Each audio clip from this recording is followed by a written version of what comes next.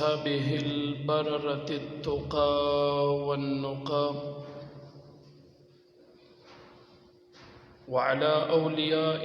أمته السائرين في القدس والعلا ولعنة الله على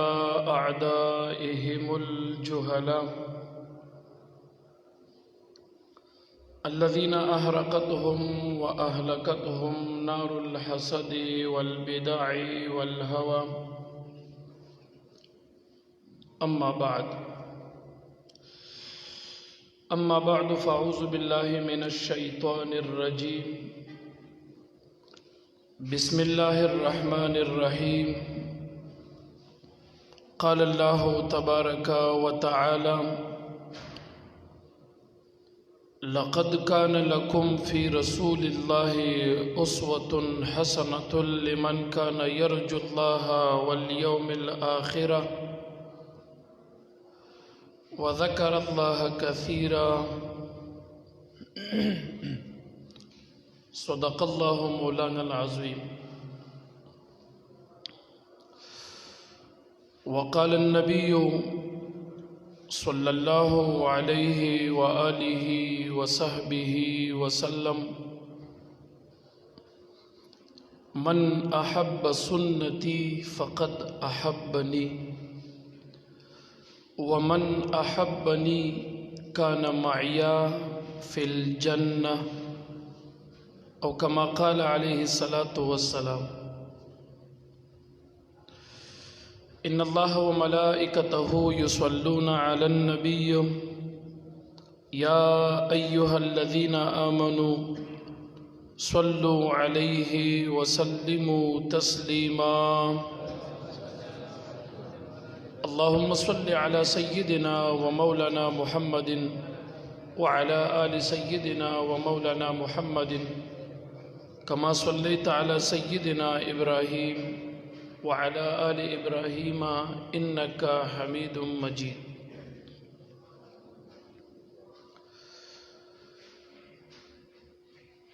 د نبی کریم صلی الله علیه وسلم په اتباع او د هغې په سنتو باندې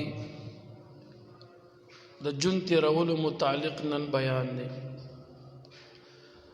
اگر چې د سنتو متعلق بیانات مخکې هم ډېر شوي دي، خو دا چې د نن جمعې بیان مونږ بیا د سنتو متعلق کوو، دا ولې؟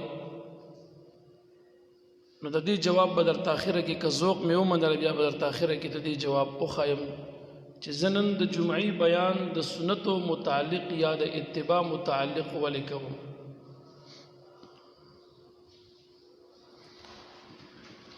سنت دا لفظ مونږ تاسې ډیر اورو، د دې مطلب او معنی څه ده؟ اوس هغه لغوي معنی او په هغې کې وضاحت خبره بیا اوږدېږي. اصطلاحي معنی کم تعریف چې فقهاو کړی مختلف ټول زه نشم کولی، وخت مختصر دی. لنډه دا چې سنت ویلی شي طریق او لارې ته. لغتاً اصطلاح کې فقهای کرام سنت هر هغه عمل یا هغه قول یا هغه تقریر د نبی کریم صلی الله علیه وسلم مبارک تا، یا فقهای کرام دا فرمای هغه عمل چې نبی علیه السلام مبارک په ژوند کې ټول عمر کړی چرته کله کله پرې ښودلی وي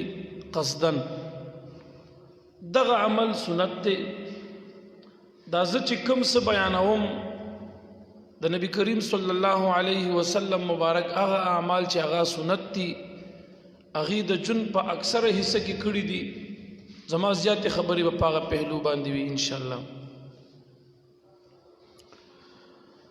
زمونږ او ستاسې په دې معاشره کې یو عام خیال د خلکو دا جوړ شوی او ګرځېدلی دی چې د کوم عمل نوم سنت وي نو دغه سنت او اهمیت صرف د عام خلکو په نظر کې دومره دی چې کدا کار دی وکړو نو ثواب دی پکې او کدا کار دی او نه کو نو په قیامت کې د دې تپوس د نه کیږي عذاب پې نشته دی د معاشري د عام خلکو ذهنیت دغه جوړ دی بس سنت یو عمل د نبی علیہ السلام دی که چا وکړو نو دی به پې ماجور وي اجر به وي که چا ترک کو نو عذاب پې نشته دی د قیامت بس دا یو سنت دی یعنی مطلب دا چې زمونږ د معاشري د خلکو په نظر کې نن د نبی علیہ السلام د سنتو اهمیت ډیر کم شوی او ختم شوی دی حالانکه صحابه کرامو بچي یو خبر نه خبر شو چې دا کار نبی علیہ السلام کړی یا د داغي عملو نو هغه بیا تمام عمر دغه کار کولو دغه کار مخالفت به بیا نه کولو هغه کار پر خودو ته تیار نه وو دا به تاسو ته د احادیثو نه خایم بیا باغیم دغه عمل را ټینګولو په دغه عمل باندې به تمسک کولو صحابه قدردان او غي د نبی علی السلام د سنتو هغه قدر عزت او منزلت په جندلو نن زمون خلق د دین لری شو د دین او د سنتو او د قران او د حدیث قدر مون سره نشتا مون خو سنتو ته ټال مټول ورکو مړه بس که کړي دي او که نه به یې کړي نه به دي کړي څه پروا خو نه کوي څه فرض او واجب خو نه دي مولیان هم په دې مرض کې پرېوتل که ورته وایي چې استاد جي مولانا صاحب دا پټکې یا دا فلانې عمل ولې نه کوي نو دا څه فرض او واجب خو نه دی که نه د مولانا د ذهن نه هم د سنتو اهمیت ختم شو نو چې د مولا په ذهن او د هغه په نظر کې د سنتو اهمیت نه وي د عوامو په ذهن کې به د سنتو اهمیت د کم ځای نه راشي امام مالک رحمت الله تعالی علیه به فرمایل وی د نبی علیہ السلام د سنتو مثال د نوح علیہ السلام د کشته دی کم سړی چې د مبارک په سنتو باندې عمل شروع کی داسې دی لکه د نوح علیہ السلام کشته ته چې راوخته نجات به بیا مومي او کم انسان چې په سنتو عمل نه کوي نو داسې دی لکه د نوح علیہ السلام د کشته نه چې لاندې پاتې شو یعنی غرق او تباه وګرځي او دا خبر هغه د حدیث نه اخذ کړي نبی علیہ السلام فرمای کل امتی يدخلون الجنه الا من ابا د بخاری حدیث دی زما تمام امت به جنت ته داخلي مگر هغه انسان چې انکاری دی هغه جنت ته نشي تللی نو چا تاسو کو ومن یابا یا رسول الله یا ومن ابا یا رسول الله روایت مختلف دي قربان دا انکاری سوق دی دا انکار وکون کې کس سوق دی په دې په نشو مبارک ورته فرمای من اطاعنی دخل الجنه ومن عصانی فقد ابا چا چې زما پیروي وکړه دې دا سړی به الله جنت ته داخل کی او چا چې زما د پیروي نه انکار وکړو یعنی مخالفت وکړو زما تابعداري ونکړه دا سړی به الله تعالی چرم جنت ته داخل نکي ترغه چې د عذاب ورکی د عذاب نه بعد بیا د الله مشیت دی بیا به الله جنت ته داخل کی خو سخت عذاب سره به دې مخ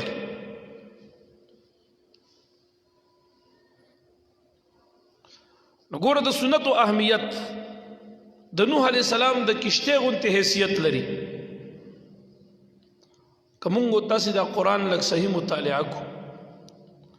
الله تبارک وتعالى په دې قران کې په مختلفو مواقع او مواضع کې او مختلف انداز باندې د نبی علی السلام د اتباع حکم خپل عبادت ته کړی دی اټول زما د وسنه بهر د چیزې بیان کوم خو صرف اشاره ورته کوم ان شاء الله سمجھدار ټول پويږي په کله الله تبارک وتعالى دغه مبارک په سنت باندې د عمل او د اتباع چې چا وکړه لاغي سره الله تعالی وعده کوي او کله کله الله خلق توعید او ری چې د محبوب مبارک مخالفت کوي نو دا وعید دی دا عذاب دی دا عذاب دی دا عذاب دی کله دغه مبارک په اتباع باندې وعده کوي در سره او کله په مخالفت در توعید او ری تاسو ګورئ دا قران کله د مبارک په اتباع خلکو ته خوشخبری اوري او کله چې څوک مخالفت کوي نو اغه یې روي د عذاب او خروینه کله کله د نبی علیہ السلام په اتباع کولو الله تعالی ذکر د انعامات شروع کی په دې قرآن کې، او کله کله چې څوک د مبارک اتباع نه کوي، مخالفت کوي، د سنتو ترک کوي، نو هغې دپاره د عذاب او هغه خبرې اوري د جهنم عذابونه ورته ذکر کوي. د هغه ټولو آیاتونو د قرآن د هغې خلاصه او لب الباب او مقصد دا دی چې کستا خوښ وي هم او کستا ناخوښ وي هم ته به د نبي علیه السلام اتباع کې، کستا زړه خیو که زړه دې بد وي زما د محبوب مبارک اتباع به کې. پښتانه وایي که یو سترګه دې جاړي او که بله دې خاندي خو زما دا خبره به منې. الله فرمایي بس تا دپاره بله لاره نشته، ته به زما د محبوب اتباع کې. ځکه د عام انسان نه دی.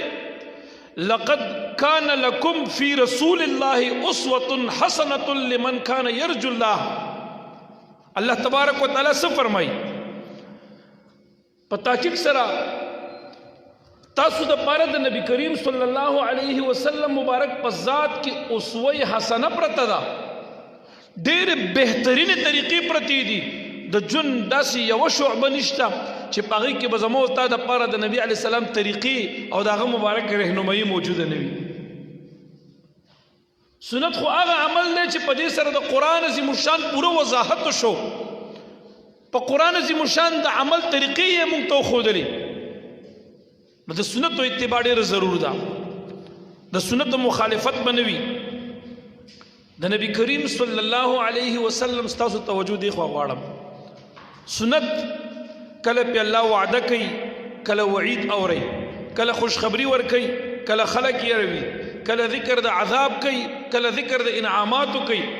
د نبی کریم صلی الله علیه وسلم مبارک په سنتو باندې کامل ترین انسان د بهترین اخلاقو او د تمامو د کمال د صفاتو یو بهترین نمونه په کائناتو کې غزاد با برکات د نبی کریم صلی الله علیه وسلم مبارک. په هر خبره د مبارک او په هر کار د مبارک کې د الله تبارک و تعالی رضامندي او د الله قرب او خوشنودي پرته ده. خو که چا خپل یو ځل د عمر فاروق سے په لاسو کې د تورات شریف څه پاڼې وي، نبی علیہ السلام چې ورته وکتل د عمر فاروق سے په لاسو کې د تورات پاڼې ولیدې، نو عمر فاروق سے مبارک ته نبی علیہ السلام وایي لو کان موسی حیا ما وسعه الا اتباعی. اے عمر رضی اللہ عنک ته د تورات پاڼې په لاسو کې ګرځې او تورات ګوري. که دې وخت کې موسی علیہ السلام ژوندی وی په ژوند د دنیا سره، موسی علیہ السلام په دې زمانه کې موجود وي او زما دا زمانه د نبوت موندلې وي، نو موسی علیہ السلام د پاره زما د پیروي او زما د اتباع نه بغیر بل لار نه و. که موسی علیہ السلام خپل خدای ته رسیدي او د خپل رب رضامندي او خوشنودي حاصلولې، نو هغه به زما اتباع کوله، زما د اتباع نه علاوه د هغه د پاره بل لار نه و. موسی علیہ السلام عام انسان نه و، انبیاء دي، په هغې کې غوره خلک هغه رسولان دي، په رسولانو کې غوره خلک هغه 15 اولو العزم رسولان دي. په هغه 15 اولو العزم رسولانو کې یو موسی علیہ السلام دی چې د تمامو انبیاء او د نورو رسولانو نه الله غوره پیدا کړی دی. دا موسی علیہ السلام که ژوندی وی، نبی علیہ السلام فرمایي نو زما د اتباع او زما د پیروۍ نه بغیر د پاره بله لاره نه وه. ده به هم زما تابعداري کوله، ده به هم زما پیروي کوله او اتباع به یې کوله، زما په سنتو به یې تمسک کولو. عمر فاروق صاحب ته نبی علیہ السلام فرمایي اوس ګوره دې خبرې ته چې د موسی علیہ السلام غوندې پیغمبر علیہ السلام د پاره بل لارم د خدای در ته بیا نه وه سوا زما او ستا د محبوب د اتباع نه. نو مو تا څوک یو چې مو تا به په بل عمل باندې د الله در ته ورسېږو او د بل چا په طریقو باندې به د الله در ته ورسېږو او د بل چا په طریقو باندې به خپل خدای راضي کو او د خپل پیغمبر علیہ السلام په مخالفت کې به مونږ چې کوم دی مونږ ته به فلاح او بخښنه او مغفرت نصیب شي. کلا وحاشا.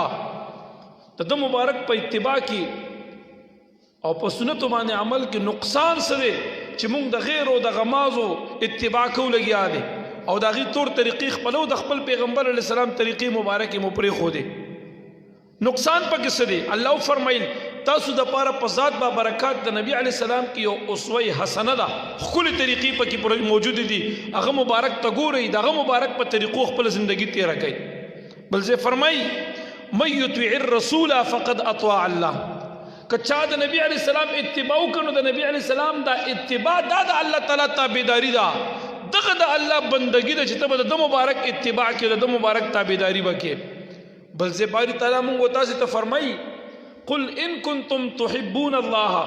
فاتبعوني يحببكم الله محبوب تو ورته په خپل زبان مبارک وایا که تاسو د الله سره محبت کوئ نو د خلکو ته وایي چې زما پیروکار جوړ شي زما اتباع شروع کړئ زما په اتباع کې به تاسو ټول سره بیا الله محبت شروع کی تاسو به د الله محبوبانو ګرځئ بل ځای ورته فرمایي سورة حشر دی غالبا وما اتاکم الرسول فخذوه وما نهاکم عنه فانتهوا دی تو وایا د محبوب په زبان د اعلان شوی دی هغه چې نبی علیہ السلام په صدر تراتلل کوي دا کلکو نیسئ او چې د سنه مو د مبارک منع کوي نو دا غینه منع شي هغه کارونه مکوئ چې په کم کار د نبی علیہ السلام د طریقو د سنتو مخالف وي الله تعالی چې دا وعیدات اوري یا دا بشارتونه یا دا وعدې کوي یا دا انعامات ذکر کوي او یا الله تبارک وتعالى مونږ تاسو روي د دې بعضی خبرونه خو حقیقت کې دغه خبرې د خطر نه ډکې دي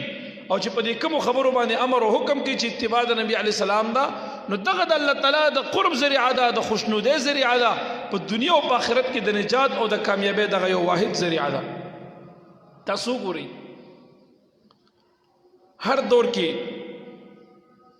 مسلمان د کامیابی او کامرانۍ طرف ته د تک کوشش کوي لګیا دی هر یو دور د پاره تر قیامت پورې او د هر قسم خلقو د پاره د نجات لار د اتباع د نبی علی السلام د خپل طور طریقې او د رسمونه د ملک د دستورونو د رواجونو ترک کا زما د محبوب اتباع شروع کا د صحابه کرامو زندگی وګوره مونږ تاسو د پاره مشعل راه د صحابو زندگی دا چاغي د نبی علی السلام په کومه طریقې اتباع کړي و په دغه کې کامیابی و څومره عمل د نبی علی السلام په قول او فعل باندې کړو هغه څومره کامیاب وګرځیدو هغه صحابه کرام د دنیا ګډ ګډ ته دیني ورسولو د دنیا په خلکو باندې عظیم احسانات لري چې د نبی علی السلام مبارک د تمام اقوال محفوظ کو او د ذریعہ برابر کمی زیاتې پکې اونکو امت ته پیش کو د نبی علی السلام اعمال محفوظ کو د ذریعہ برابر کمی او زیاتې پکې اونکو امت ته پیش کو د نبی کریم صلی الله علیه وسلم د دین په خاطر باندې د مال نه او د اقرباو نه او د رشتہ دارانو نه او د خپل زړه د خوشالۍ او د خواهشاتو هر سره تیر وګرځیدل او هغه خپل تمام ژوندۍ د نبی علی السلام په تور طریقه باندې خسته کا نو الله تعالی وردا سي عزت او اعزاز ورکو کله تمام امت د نیکانو پاکان عام او خاص ټول راغون کی د یو ادنا صحابي درجه ته بیا نه رسیږي یاد ساته په داسې ایمان باندې په داسې کمال فایش شو کومو تاسو د وحد د غره برابر سونه خیرات کو او صحابي یو موټي وربشي خیرات کوي زمو استاد وحد د غره برابر سونه دغه یو موټي وربشي تم نه رسیږي داس ایمان ته الله تعالی داس کمال ته الله رسول دا پسو په اتباع د نبی کریم صلی الله علیه وسلم نن سبا کومو تاسو وګورو نو په ظاهر کې خو هر طرف ته چې مسلمان دی که مشرق کې دی که په مغرب کې دی که په شمال کې دی که په جنوب کې دی ہر ځای کې مسلمان په پریشانه کې دي په خساره کې دي او په هر شعبه د جون زمونږ استاد کې مونږ تاسو د ناکامۍ سره مخ ګرځيږو دا ولې دا ځکه اجتماعي او که انفرادي تور باندې په مونږ تاسو باندې مصیبتونه راځي یا په مونږ تاسو باندې عذابونه راځي دا زمونږ مقدر او ګرځیدو دا ولې اجتماعي عذاب کله راځي کله انفرادي راځي او د ناکامۍ نه بغیر زمونږ بل مقدر نشته د خساره او نقصان نو د غم نه بغیر نن سبا زمون جن تیریږي دا ولې وجه سوا وجه صرف او صرف یو وا وجوهات ډیر دي خو یو وجه پکې علما دا هم بیانوي چې مونږ تاسو هغه کامیابی طریقې د نبی علی السلام هغه د نجات لارې دغه مبارک پرې خودلې نو مونږ تاسو به چرته چې کم نه د خو ورځ سره بیا مخ وګرځيږو یقین الله په ذاتو کې د دې پریشانونو ته عمر کې خلاص شي عبد الله ابن مسعود رضی الله عنه و شاګردانو ته ویل که تاسو د نبی علی السلام طریقې پرې خو دې تاسو به گمراهان شي هلاک او تباہ شي د مبارک په طریقو کې نجات ته د دنیاوی هغه ظاهری چمک دمک خیس مادیت پرستی او معمولی غونته کې د دنیا د مال او متاع نن مونږه زمون معاشره زمون کورونو کې سرایت کړي دي هغه په موږ باندې حاوی ګرځېدلی دي او د دین نه او د الله د رضا نه او د نبی علیه السلام د اتباع نه دومره لرې وویستلو د اسایشو د دنیا د لذتونو د دنیا د معمولی مادیت پرسته د دنیا د معمولی زیب و زینت د چمک دمک د خلکو نه هغه دایمي زندگی هیره کا هغه دایمي کامیابی ته نه هیره کا هغه عظیم فلاح او نجات ته نه هیر کو هر سړی د دنیا په معمولی جون باندې مغرور شو تیر وته پی دوکه شو پی هغه ابدي سرمدي زندگی ته نه هیر وګرځیدله کله چې یو مصیبت راشي نو په دغه وخت کې بیا اول منډه ترړي خپل لاس به و چې بیا کله غینم ستړي شي او اس کار حل نه روزي نه بیا د الله درته دعا او جړا او زاری شروع کو بیا دغه وخت کې مونږ ته الله را یاد شي او که معمولی خوشحالي را باندې راشي نو بیا الله هیر دې دین هیر دې د نبی علی السلام مبارک اسوه حسنه او دغه تور طریقې را نبی هیر دي چرته به مونږ تاسو د خیر ورځې مخ ګورو کامیاب بشو حدیث مبارک کې وایي کدا غواړي چې په مشکل کې په مصیبت کې او په غم کې الله زما دعاګانې قبول کړي نو ته په فراخۍ کې په خوشحالۍ کې پراحت کې د الله تعالی بندگی کوه او د الله تعالی نه دعاګانې سوالونه کوه او خپل رب ته رجوع کوه نو په مشکل کې به الله تعالی بیا تا سره نصرت او امداد کوي تو وګوره د مبارک په ذات کې اسوه حسنه سوه هغه مبارک باندې به خوشحالي راغله نو دغه خوشاله پر اتک باندې باغه مبارک د الله تعالی شکریا ادا کوله او هغه خوشاله کې به د الله بندگی شروع کړه دغه نعمت شکریا به ادا کا دا دغه مبارک سنت او طریقه وا کغم به پیراغه نو هغه مبارک به صبر کولو د الله په قضا باندې به رضا اختیار ولا کغم به پیراغه نو هغه مبارک به د الله تعالی بندگی او عبادت طرف ته نورم متوجه وګرځیدل دغه دغه مبارک په ذات کې مونږ تاسو د پاره یو اسوه حسنه وا د جون په هر موړ باندې او د زندګۍ په هر شعبو په هر پهلو کې مونږ تاسو دغه مبارک طریقې خپلول پکار دي نبی علی السلام نه فرمای من تمسک بالسنه دخل الجنه کنز العمال کې حدیث ذکر دی کوم سړی چې زما په سنت او تمسک وکړاټینګي کو دا سړی به جنت ته داخل ګرځي دا جنتی دی بس کوم سړی چې زما د سنت راټینګ صحابه به د نبی علی السلام سنت څومره راټینګول په کوم عجیب انداز باندې به صحابه په نبی علی السلام په سنت باندې عمل کولو د صدیق اکبر رضی الله تعالی عنہ مبارک راضی ابو بکر صدیق سے مبارک په دا خبر ډیره کوله وای هرگز هغه کار نه پرېږدم کوم کار چې نبی علی السلام مبارک کړی وي کوم کار نه چې زه خبر شم چې دا کار زما محبوب کړی دی نو هغه کار زه په عمر خود کې بیا نه پرېږدم هرگز هغه کار نه پرېږدم یریږم په دې خبره چې اسنه زه د نبی علی السلام د سنت مخالفت کې واقع نشم او د گمراهۍ او د هلاکت سره مخ نشم دا ابو بکر صدیق سے فرمایل څومره لوی شخصیت ته خپل هر څه د محبوب نه قربان کړیو ټول زندگی د هغه مبارک سره د بچپن تر وفات تیر کړی دا ارمان او ورزوی داوا صدیق اکبر سے بی بی عائشہ رضی اللہ عنہا فرمائی وی د مرګ په وخت کې ما نه تاسو کو چې نبی علی السلام وفات کېدو دا غسو جوړه کفن وو وی مونږ ورته ویل درې وی راته وی څومره عمر کې وفات دی په کوم وخت کې وفات او په کوم ورځ وفات دی مطلب د حدیث وی دا او مطلب د هغه ته بوختنه دا چې ما د تمام زندگی خدای مبارک په هر عمل کې اتباع کړی دا زدام د خدای غواړم چې په دریش په تکلنه کې هغه وفات دی ما په هر جون کې په هر لحظه کې په هر ساعت کې په هر شعبه کې په هغه مبارک بس اتباع او اقتدا کړی و زدا د خدای غواړم چې دا مرګ ماته راځي چې دا مرګ هم دغه غونته کې راشي هغه ته په دریش په تکلنه کې الله مرګ ورکړي چې ما ته په دریش په تکلنه کې الله مرګ را نصیب کړي هغه ته الله تعالی چې په مرګ کې څور کړی چې هغه ما ته را نصیب شي د مرګ نه بعد به زما اختیار نه وي او ما غوا چې نبی علی السلام په دریش په تکلنه کې وفات شو صدیق اکبر سے چې وفات کېدو نو د مبارک هم په دریش په تکلنه کې الله وفات وګرځولو یاد ساته ټول عمر دغه مبارک اتباع کړی و دغه اتباع ثمرات بیا پس د مرګ هم ظاهرېدل او په مرګ کې هم ظاهرېدل ورته دومره متبع د نبی کریم صلی الله علیه وسلم عمر فاروق سے لوی شخصیت زه د یو صحابي ک ډیر واقعي بیانوم مانه به ډیر زیبي ونیسي دا خبره عمر فاروق سے مبارک د زویره عبد الله ابن عمر رضی الله عنهما عبد الله ابن عمر سے وای زما پلار یو جوړ نوې جامې جوړې کی عمر فاروق سے یو جوړه چې تنوي جوړول چاروړه د مبارک چې هغه واچوله نو دا غي د ستوني وګدو د مبارک دا ګوتې پکې پټې دی د ګوتو نه بهر کېدل ستوني ډیر وګدو وي د مبارک عبد الله سے وای ماته مخ راوړلو وای ماته وای چې ورشه چاړه راواله وای ما ویل چې پلار مې په چاړو څه کوي؟ وایي زه لاړم ما چاړه وروړه او عمر فاروق صاحب ته مې ورکړه. وایي ده مبارک دا لستوڼې داسې وغځولو او دا ګوتې مبارکې چې څومره پورې د دې ګوتو سره پورې دا لستوڼې رسېدو پورته مخکې وتو نو وي دا ونیو داسې لا ګوتې دننه کې او ما ته دا لستوڼې داسې ونیو ما ته چې دا لستوڼې دا خوله ونیسه وایي ما ونیوه او وایي راته وایي دا لستوڼې په چاړه باندې کټ کا. وایي ما ورته دا یو لستوڼې په چاړه باندې په زور زور کټ کو دا بل مې هم کټ که بیا مې چې کټ کو نو هغه وران وران کټ شو داسې ګډ وډ کټ شو. وایي څه لنډو څه اوږدو سوکي سوکي ګډ وډو نو ما ورته وویل چې قربان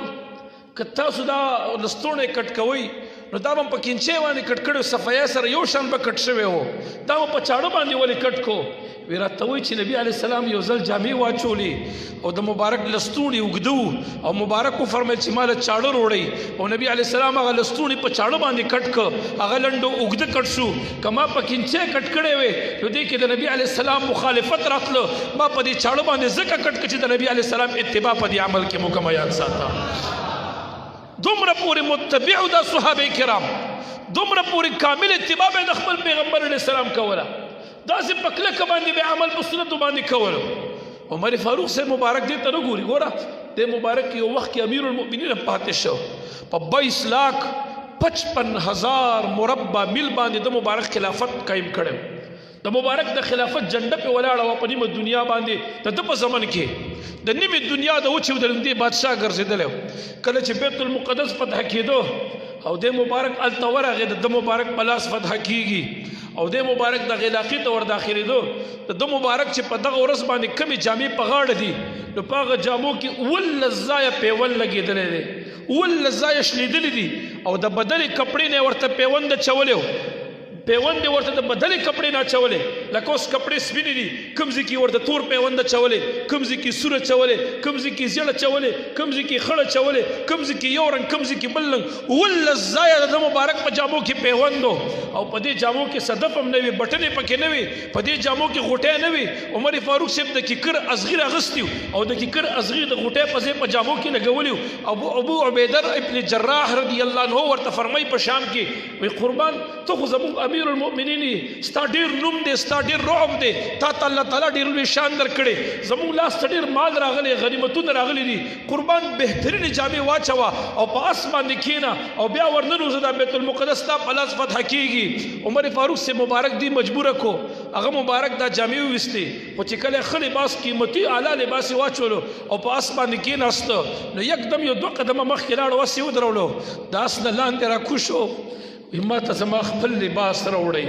زما خپل جامې ما ته راوړئ په دې جامو کې زما په زړه کې داسې فخر محسوسیږي ما ته په دې زړه کې داسې بعضې خبرې نبي علیه السلام فرمایي چې د چا په زړه کې د ذرې برابر کبر وي د جنت خوشبویي هم پې حرامه ده ما ته زما لباس راوړئ هغه بهترین لباس یې وویسته او هغه زړې جامې پیوندي جامې یې واچولې. غرض مې دا دی چې عمر فاروق صاحب ګورې د خدای نه ډېر یریدونکي او ډېر متبع صحابي د نبي کریم صلی الله علیه وسلم په تمامو صحابه کرامو کې د د جن واقعي د سنتو د اتباع ډېرې دي. ما دې کتاب کې د یو نور هم نښې کړي دي خو هغه نشم بیانولی ګینې خدای شته واقعي پکې د مبارک باره کې د سوانحو د اتباع د نبي علیه السلام دا ډېرې دي. عثمان ذی النورین صاحب ګوره دا بعضې خبرې غټې غټې دي مونږ تاسې د هغې هم پروا نه کوو په سنتو کې صحابو به داسې معمولي کارونه چې نبي علیه السلام به کړي نو هغې به داسې کلک راونیوه چې انسان به حیرانولو. اوس بعضې عادت به نبي علیه السلام مبارک به کړی یو خبره به عام اوقاتو کې یا یو کار به هغه مبارک وکړو د عبادت په نیت به هم نو کړی خو صحابو به هغه عادات د مبارک هم خپلول. یو ځل حضرت عثمان رضی الله عنه مبارک اودس ته کینی وبې غوښتې اوبه ورته میلو شوې د مبارک اودس ته کېناست چې کله اودس وکړو د اودس نه بعد د مبارک څنګه پاسي نو د خلکو ته مخ راوړلو مسکې شو نه چا خبره کړي نه څه ښکار داسې وشو چې د خندا یا د مسکا دی مسکې شو یارانو ته مخ راواړلو چا تپوس نه کړو د مبارک په خپله ورته وایي و یو ځل دقسې نبي علیه السلام مبارک اودس ته کېناستو اودس یې وکړو او چې د اودس نه فارغ شو نو د الله محبوب مبارک مسکې شو موږ ته مخ راواړلو هم مبارک داسې ټیم کې مسکا کړې وه نو ما دا مسکا ځکه وکړه چې زما محبوب مبارک هم یو کرت د اودس نه بعد مسکا کړې وه یاد ساته. اوس دې خبرو ته د عام چا فکر چرته ځي زمون خو لوی لوی مولیانو شیخان هم یادېږي ذرې برابر د سنتو اتباع پکې نشته ټول عمر تیر کړي دغه سنت او اتباع زموږ مولیانو کې هم نشته. که ته ورته وایې چې دا پټکې په سره ونه وي دا خو وي عادي سنت دي. صحابو دې ته هم نه دي کتلي چې یو کرت کار نبي علیه السلام کړی دی. د عامو خلکو په نظر کې به دا ډېر معمولي کار ښکارېږي چې اودس نه بعد مسکا کول، خو صحابه وایي نه که نه زما محبوب دا کار کړی دی او الله موږ ته وایي د هغه اتباع وکړئ، نو زه دا کار ځکه کوم چې په دې کې زه د خپل محبوب مبارک اتباع د الله رضا لټوم. یاد ساته نن موږ غټ غټ کارونه د هغې د اتباع نه کوو. هغه مبارک په بار بار امر کړی دی او موږ ته هغه ګپ ښکارېږي، موږ ته د هغې څه اهمیت نه ښکاري. بس سنت دی که نه، که ودې که ثواب دی کو دې نه که نو څه کفر او شرک خو یې نه دی، څه ګناه خو پکې وی نشته، عذاب خو یې نشته. نو زما او ستا په نظر کې زموږ د محبوب مبارک هغه مینه هغه مقام هغه داسې اهم به نه وي، نو ځکه راته د هغه مبارک هغه طور طریقې هم داسې اهم نه ښکارېږي. که د هغه مبارک صحیح عزت او قدر وي او کلکه محبت مو وي ورسره، نو بیا به لکه د عثمان صاحب غونډه کې که چېرته یو ذره مسکا یې کړې ده بیا به مونږ تاسې هغسې مسکا هم بیا کوله. خو دا مونږ تاسې چې دا زندګي دغسې تېرو او د غفلت شپې سبا کویې دا ځکه کویې چې زمونږ ایمان کمال ته نه دی رسېدلی، د خدای خشیت مو نشته، د محبوب کامل محبت مې نشته، ځکه خو اتباع هم نشته. دغه رنګ حضرت براء ابن عازب رضی اللہ تعالی عنہ مبارک دا ابو داود شریف یو شرح دا هغې کې دا واقعات ذکر دا روایت ذکر دی حدیث. براء ابن عازب صاحب دې ته لږ ستاسو توجه ډېره غواړم. د مبارک په یو ډله کې ناست دی، چا ترې نه تپوس وکړو وایي په کم کم ځناور باندې قرباني کېږي او په کم کم ځناور باندې قرباني نه کېږي. هغه ځناور راته وښایه چې په کم ځناور قرباني جایز نه ده. نو دې مبارک په هغه ډله کې پاسېده ودرېده او وی فرمایل څلور قسمه ځناور داسې دي ګوتې داسې اوچتې کې، څلور قسمه ځناور داسې دي چې په هغې باندې قرباني نه کېږي. نو د هغه ځناورو ذکر شروع کړئ فلانې فلانې فلانې، ما نه خبره بې اوږدېږي. څلور قسمه ځناور باندې وی قرباني نه کېږي. دا خبره چې څنګه وکړه نو د دې خبرې پسې متصل وی او یو ځل مونږ په یو مجلس کې ناست، یو کس د نبی علیه السلام نه تپوس وکړو په دغه مجلس کې. نو خلک ډېرو مبارک پاسېدو ودرېدو په دې مجلس کې او خلکو ته څلور ګوتې داسې ونیوې او وی فرمیل چې په څلور قسمه ځناورو باندې قرباني نه کېږي، په فلاني ځناور فلاني فلاني فلاني دا څلور ځناور یاد کړ. نو دې مبارک یکدم دې خلکو ته وایي دا زه چې په دې مجلس کې پاسېدم ودرېدم نو داسې سوال زما د محبوب نه شوی هغه ولاړو، نو ما ضمیر ده ونه منله چې هغه مبارک دې په ولاړه جواب ورکړی، زه دې کښېنم نو زه ودرېدم او مبارک څلور ګوتې داسې نیولې وې، خو خلکو ته وایي زما دا څلور ګوتې ډېرې وړې دي، دا د الله تعالی د محبوب د ګوتو په شانتې نه دي او دا د هغه مبارک ګوتو ته هم نه رسېږي، خو هغه مبارک څلور ګوتې نیولې وې نو ما ځکه درته څلور ګوتې ونیولې. یاد ساته دومره محبت کوونکي، دومره اتباع کوونکي، دومره د ادب نه ډک خلکو دا صحابه کرام دقسې قسمه خلکو په دغه وجه باندې خو الله داسې مقام ته ورسول چې په کوم صحابي پسې ته روان شي اتباع دې شروع کړه ته به جنت عمومي د جنت لارې به پیدا کړي، ته به په هدایت باندې شي. دغه صحابه کرام خو په دغه اتباع د نبی علیه السلام دومره عظیم کمال ته رسېدلي. په صحابو کې یو صحابي و هغه مبارک نوم دی ابو دردا رضی الله تعالی عنہ. د مبارک یو عادت شریفه ده چې د مبارک بچا ته خبره کوله نو د مبارک به د هرې خبرې سره مسکا کوله، مسکې به شو د خبرو سره به مسکا، که د خوشحالۍ خبره به وه هم به هم دی مسکې شي، که ولو بالفرض داسې عامه خبره د خفګان یا داسې عامه خبره به وه هم به هم دی مسکې شي چې هره خبره به د کوله ده به مسکا کوله. یو ځل ورته خپلې بیبي ام الدردا رضی الله تعالی عنها وفرمیل خاوند ته وایي چې ته د هرې خبرې سره مسکې کېږي او خاندې مسکې کېږي، داسې مه کوه خلک به در باندې د احمق ګمان وکړي چې داسې کم عقل دی عیاذا بالله، ځکه د هر رنګې خبرې سره تاسو مسکي شئ. نو د مبارک ورته وایي زه څنګه مسکې نه شم، ما چې کله نبی علیه السلام لیدلی او هغه یو خبره به کولو نو هغه مبارک به ورسره مسکا کوله، او ما چې د هغې باره کې کله مې اورېدلي دي چې هغه به یو خبره کولو نو مبارک به ورسره مسکې شو. نو زه چې دا مسکې کېږم د هرې خبرې سره دا زه د خپل محبوب مبارک هغه اتباع کوم. یاد ساته دا زه د هغه مبارک هغه پیروي کوم. ګوره که زه په دې باندې د آثارو دا روایت بیانوم خبره ما نه ډېره اوږدېږي، ما نن د سنتو په اتباع دا خبرې وکړي دا مې ولې وکړي ما خو ډېر بیانات د سنتو په اتباع کړي ما پړې کې ما نه مرګري اکثر مطالبه کوي په دې جمعه دا بیان که باز راته یو موضوع راکړي باز بله موضوع راکړي په دې خبرې وکړه په دې باندې وکړه په دې یو موضوع راته باز مرګري څوک ټلیفون وکړي څوک همداسې یاران خواهش کوي په دې موضوع اکثر د یارانو د موضوع یا د هغې د خواهش مطابق کوشش مې دی چې اصلاحي ساده خبرې وکړم د عوام ورونو دپاره تېره جمعه چې ما کوم بیانات وکړه د هغې نه بعد موضوع د مانځه طریقه راته وي لکه مکمل یو ځل بیان کا او انشاءالله را روانه جمعې له امید دی چې د مانځه طریقه به بیانوم چې فرض مونځ به سړی نیت وتړي څنګه ټوله طریقه انشاءالله حتی الوس اسانه او د فرض او د سنتو یا د فرض او د مستحباتو د مونځ د نفل مونځ د فرض مونځ فرق څنګه دی چې کوم څه کې فرق دی د څلور رکعتیز دوه رکعتیز یا دی باندې من انشاءالله د روانه جمعې خبرې کوم ما دې جمعه کولې خدای شته غوښتنه دغه شوې وه خو ما د تېره ورځ د چهارشنبې په ورځ د ماسپښین نه وړاندې یو طالب یو ډېر داسې دینداره او زما په حسن ظن هم ډېر دی خدای شته ما ته نه چېرته داسې حدیث کې وایي یو مؤمن به په بل باندې خیر ګمان کوي تر څو چې ته نه شر نه لیدلی ما ته نه چېرته شر نه دی کتلی الله شاهد دی زه پې ډېر د خیر ګمان کوم او حقیقت کې لکه تقوادار او پرهیزګاره دی د چهارشنبې په ورځ راته مانځه نه ماسپښین نه لږ وړاندې ټایم کې راغی او را سره بیټک کې کېناستو ما ته وایي چې ما خوب ولیدو وایي د شپې مې خوب کتلی دی د غالبا د پیر په ورځ باندې خوب کتلی یو شپه نیمه مخکې کتلی و د هغه چهارشنبې نه وایي خوب کې مې نبي کریم صلی الله علیه وسلم مبارک ولیدو او ما سره خبرې کولې وي په خبرو کې راته ته فقیر یاد کې زه یاد کړم چې هغه باندې مې سلام ووایه او د سلام نه بعد ورته ووایه چې د را روانې جمعې بیان زما د سنتو په اهمیت باندې خلکو ته وکړه د سنتو په اهمیت دی خلکو ته لږې خبرې وکړه د را روانې جمعې بیان وکړه چې خلکو کې د سنتو اتباع ډېره شي په سنتو باندې تمسک زیات شي والله لازم ما به دا نور بیانات د عوامو د خلکو د خولې په وینا باندې کول دا بیان چې ما وکړو دا ما د نبي کریم صلی الله علیه وسلم مبارک د امر او د حکم مطابق تاسو ته وکړو تاسو پې ګواهان شئ چې ما د هغې خبره ومنله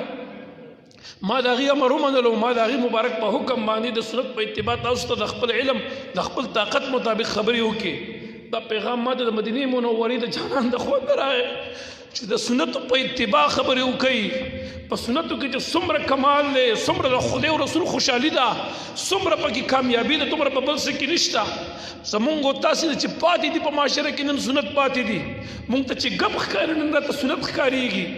سنتو باره کې که خبره راشي مړه نه وي په دې خو څه عذاب په آخرت کې نشته دا مونږ ته اړوس مطلب داسې ده تاسې کې هغه خبره نه ښکارېږي دا سنت کې مطلب اړو په دین کې څه اهمیت نه لري د نبی علیه السلام مبارک خلی فرمان دی څوک چې زما د سنتو سره محبت کوي دغه زما سره محبت دی او څوک چې زما سره محبت کوي نو دا سړی به زما سره یو ځای په جنت کې استوګ نه خیالوي ما سره به یو ځای په جنت کې بشماره حدیث دی په دې باره کې دا خبره ما دې دپاره وکړه چې مطلب د سنتو اهمیت درته معلوم شي یقین بالله کې زما غرض ته نه بل څه نه و او زه خپله د دې بعضې خبرو چې یا خوبونه بعضې خلک په عامو معاشره ما جلسه کې عامو خلکو د محضر کې بیانې هغې زه خلاف یم دا بعضې خاص خوبونه د عوامو د وړاندې بیانول نه پکار خو دا خبره ما دا خوب مې صرف په دې خاطر د هغه سالک رور بیان کو دینداره د طالب العلم چې هغه دا خوب لیدلی وي نبي علیه السلام راته دغسې ویلي دي نو ګوره د هغه مبارک اوس هم فرمان دا دی اوس هم د امت نه غوښتنه دا ده اوس هم د امت نه مطالبه دا ده چې زما په سنتو باندې عمل شروع کړي تمسک شروع کړي زما سنت راټینګ کړي دې کې ستاسو کامیابي ده ما به دا خوب چرم نه وي بیان کړی خو که دغه خبرې یا د بعضې خبرو ته زما دغه مقصود مې پکې نه وي او وضاحت او اظهار پکې نه وي ما به دا خوب نه وي بیان کړی غرض مې خبرې دا دی چې کوشش دغه وکړي د خپل ژوند په سنتو د نبي علیه السلام باندې ښایسته کړي دغه د کامیابۍ او د نجات لارې دي الله دې په موږ او تاسو ته عمل راکړي وما علی الا البلاغ واخر دعوایا